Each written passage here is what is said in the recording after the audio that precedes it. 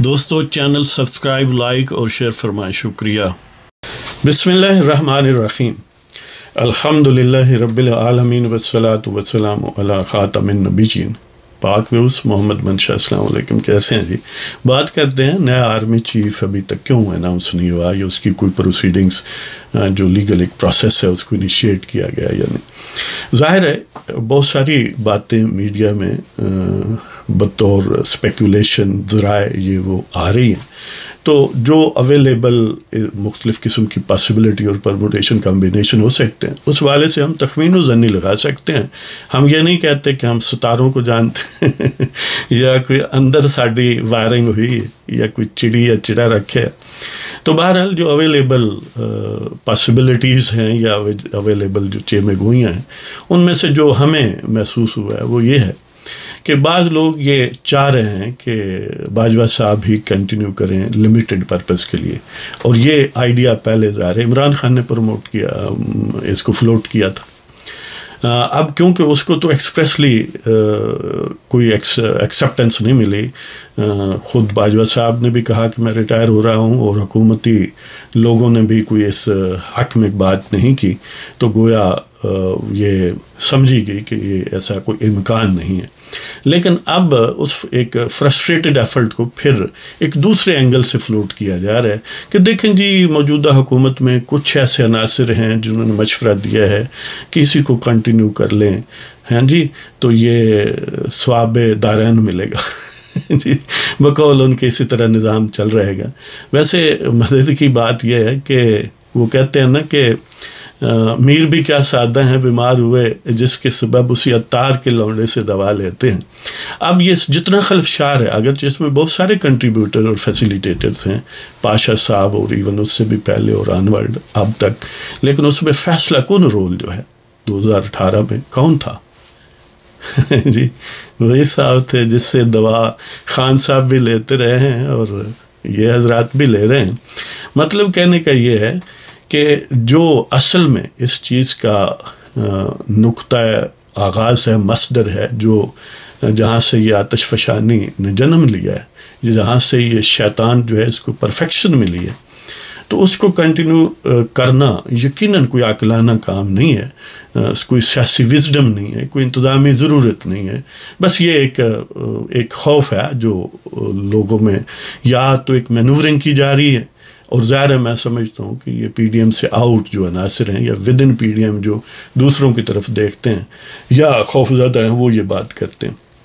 لیکن جہاں تک یعنی مختلف ہم نے کھنگالا ہے اس کے مطابق یہ ہے کہ بہرحال باجوہ صاحب گھر ہی جا رہے ہیں خوش دلی سے اور سکون سے، ہیں جی۔ اب ظاہر ہے اینڈ تو کبھی ہونا ہوتا ہے، اور نیا آرمی چیف بالکل شہباز شریف اپنی مرضی سے لگائیں گے۔ اپنی مرضی سے مراد یہ ہے کہ اپنے جو پارٹنرز ہیں پی ڈی ایم میں یا ان کے قائد جو ہیں نواز شریف وغیرہ، سب سے کنسلٹیٹیو پروسیس کے بعد ہی، اور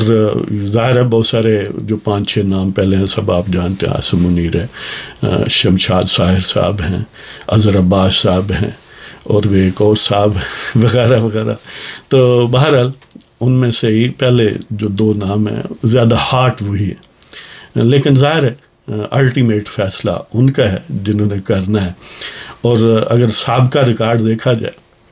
تو عموماً آؤٹ گوئنگ آرمی چیف جس کو چاہتا ہے اس کو نہیں لگایا جاتا، اس کا کچھ نفسیاتی اور سیاسی اسباب ہوتے ہیں کہ جو موجود پرائم منسٹر ہوتا ہے وہ یہ سمجھتا ہے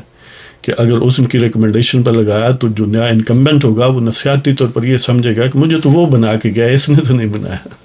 یا ایک یعنی دونوں طرف یہ نفسیاتی کیفیت ہوتی ہے۔ تو لہذا عموماً جس کو آؤٹ گوئنگ آرمی چیف جس پر انگلی رکھے اس کے بننے کے کم و بیش چانسز معدوم ہو جاتے ہیں۔ اور یہاں پر ظاہر ہے جو ایک اور نام ہے جس کو کوئی لالا سرائی کہتا ہے، جو پتہ نہیں زاغ سرائی یا کیا ہے، تو وہ بھی یقیناً گویا عملی طور پر بلیک لسٹڈ ہے۔ تو باقی ناموں میں آپ تلاش کر لیں، اور یہ کہ ابھی اناؤنس کیوں نہیں ہوا یا لیگل پروسیس کیوں نہیں ہوا، جہاں تک اندرون خانہ بات ہے وہ یقیناً چیزیں طے شدہ ہیں، لیکن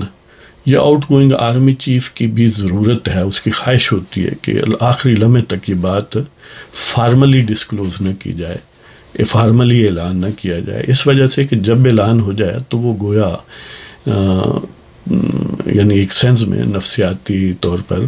اور اپنے سب آرڈینیٹس کے لیے بھی اور خود بھی اور جو نیا نامینیٹڈ ہوتا ہے اس کے سامنے بھی آؤٹ گوئنگ آرمی چیف کا پریسٹیج یا اس کا وقار یا اس کے کنٹرول اور قابو اور کمانڈ جو ہے اس میں بہرحال ڈینٹ پڑتا ہے۔ لہذا آؤٹ گوئنگ آرمی چیف کبھی یہ نہیں چاہے گا کہ پہلے اعلان کیا جائے، اور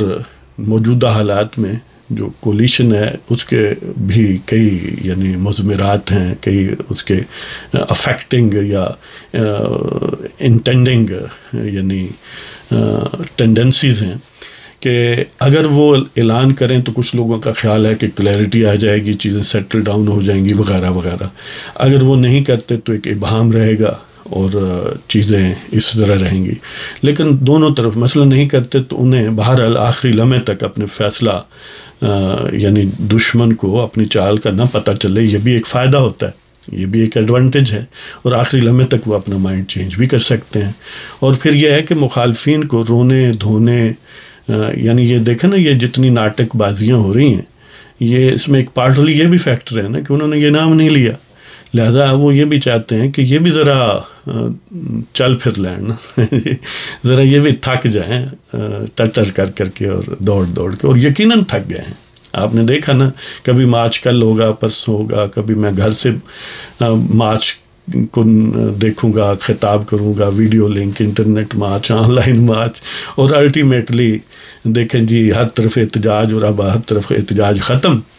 معاملات جو ہیں وہ بڑا فیصلہ کن صورت کی طرف جا رہے ہیں۔ تو اس میں ابہام رکھنے کا اور مخالف کو خوف زدہ رکھنے میں ایک اس کا فائدہ ہے، اور نقصان بھی ایک سینس میں دوسری طرح ہے کہ وہ مینوور کرنے کی کوشش کرتے رہیں گے۔ تو اسی طرح اگر پہلے اعلان کر دیں تو جیسے پہلے میں نے عرض کیا کہ آؤٹ گوئنگ بھی نہیں چاہتا، اور وہ بھی نہیں چاہتے، موجودہ حکومت بھی نہیں چاہتی کہ وہ سٹیج جو لاسٹ مومنٹ تک ان کے پاس ہونا چاہیے وہ 3 مہینے پہلے ہی اپنے ہاتھ سے کیوں نکال دیں جی۔ تو یہ وجہ ہے، لہذا موسٹ پروبیبلی 29 نومبر کیونکہ لاسٹ ڈیٹ ہے، 28 یعنی آخری ورکنگ ڈے ہوگا، تو 29 کو گویا ٹرانسفر آف کمانڈ ہوگی۔ تو میں یہ سمجھتا ہوں کہ موجودہ حکومت زیادہ سے زیادہ 4 5 6 دن ہفتہ پہلے اس کا باضابطہ اعلان اور نوٹیفیکیشن کرے گی۔ تو جو بھی ہوگا بہرحال پی ڈی ایم اور اس کے طرف سے نامینیٹڈ جو وزیر اعظم ہیں بالکل ان کی مرضی کا، اس سلسلے میں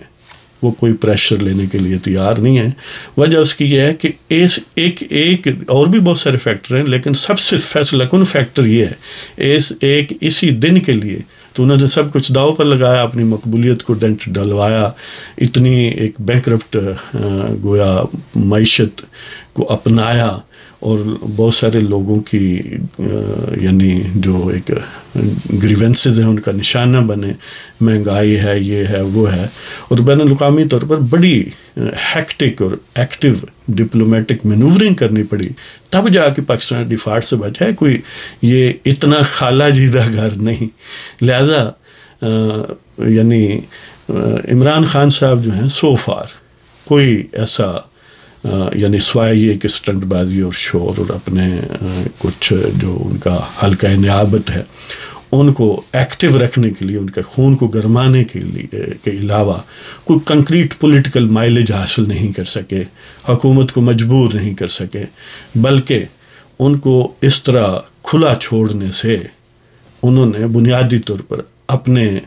آپ کو کاٹا ہے، اور اپنا جو پولیٹیکل فیوچر ہے اس پہ بہت سارے فیکٹرز اپنے اگینسٹ گویا فیصلہ کن بنا لیے۔ تو اجازت چاہتا ہوں جناب، اللہ تعالیٰ سب کو خوش و خرم رکھے۔ تو خدا حافظ۔